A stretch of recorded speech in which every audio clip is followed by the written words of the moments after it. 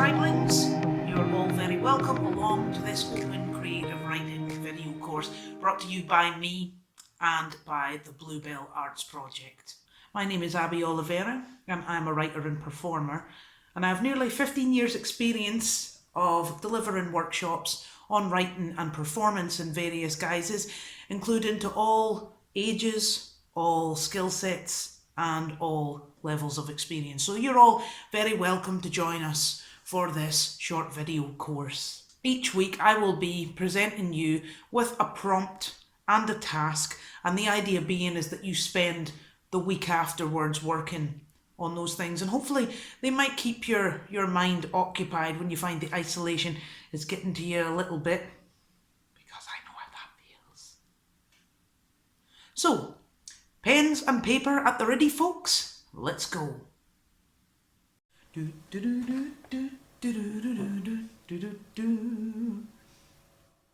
Nice to see you all again.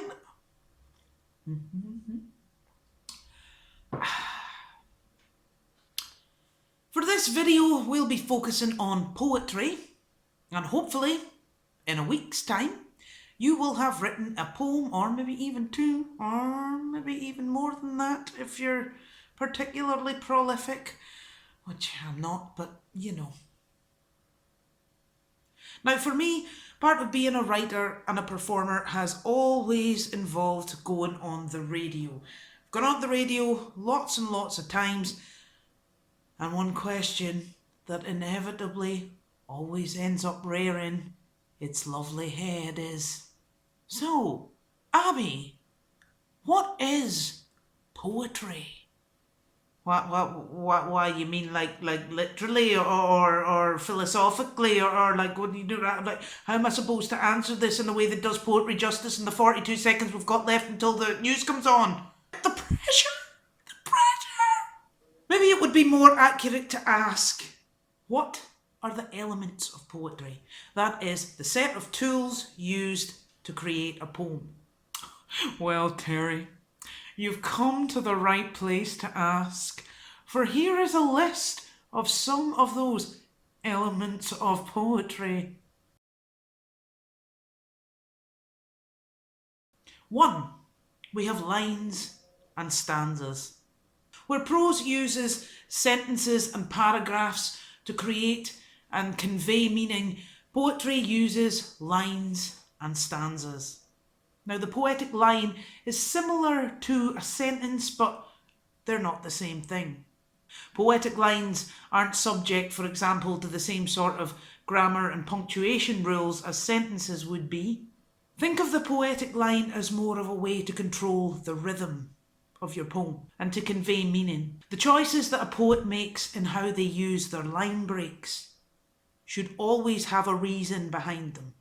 Similarly, stanzas are similar to paragraphs, but again, not the same thing. Stanzas serve a few different functions in poetry. For example, stanzas can be used to group together certain ideas or images. They can indicate a change of vibe, of tone, of pace, or it can be as simple as the poem looks better on the page with a certain amount of white spaces in between the words. Stanza sizes depend very much on the type of poem that you're writing. Poems with stanzas that are 2 lines long, for example, are called couplets. 3 lines long and they're called tercets. 4 lines long and they're called quatrains. 5 lines long and they're called cinquains. 6 lines long and they're called sestets.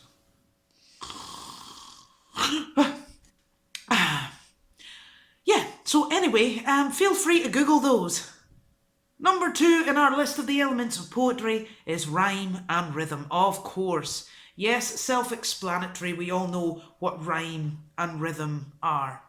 Rhythm in poetry depends on what poetic form you're writing in. Now, more on poetic forms in just a little bit. But remember, poetry does not need to rhyme.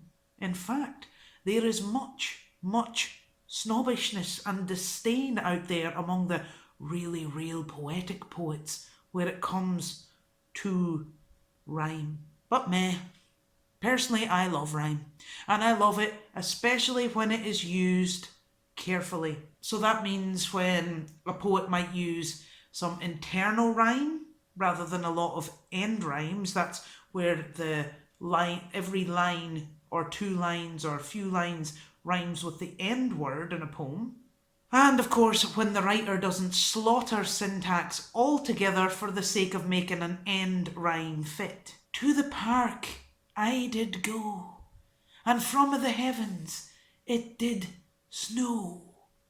When you overuse rhyme, you run the risk of your poem sounding a bit like a kiddie's nursery rhyme, so beware. But mind you, nursery rhymes might be your bag, and if they are, you do you. Number 3, imagery. Now, imagery is so important in poetry. Now, I know we say imagery, and imagery might make you think of an image, which might make you think, of course, of a visual image, but imagery in poetry is not always visual. Imagery can excite any one of our 5 senses. That's see, hear, smell, touch, or taste, and indeed it should aim to stimulate as many of the 5 of those as possible. And the really special poems stimulate them 6th senses. Yes. Imagery is used by poets to give us a clearer idea of what's being described, to give that thing more impact. For example, consider the difference between this line. I looked out at the sea. Okay, grand. Looked out at the sea, fine. And we get the point. But then consider this line instead. I looked out at the screaming sea, its sharp waves slicing up the shore. Now we get a bit of a clearer idea exactly what that sea is getting up to. Maybe even the mood of the person looking at the sea. You hear me? Number 4, we have alliteration. That is the repetition of consonant sounds, i.e. broad brush.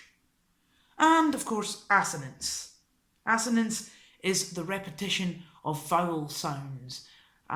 Say for example, angry artist, deadhead, fine wine. Number 5, theme. A theme in a poem, like probably all other forms of writing really, is the central idea that the poet wants to communicate to the reader or listener. Crucially, it is an idea with an opinion attached. For example, say you were writing a poem about the Grenfell Tower disaster. So your topic would be the Grenfell Tower disaster. An event. No opinions, none of your feelings, nothing like that attached. You're simply writing about the event. But your theme now would be, say you're writing about the Grenfell Tower disaster in the context that the world too readily equates beauty and ugliness with money or lack thereof. Over-reliance on social and personal facades to disguise ugly problems rather than tackling them only leads to an inevitable unmasking. Now what you're doing there is that you are kind of making a statement about an event. It shows what the poet thinks and feels about the topic. And that there is your theme. Now there are a good few other tools in the poet's toolbox.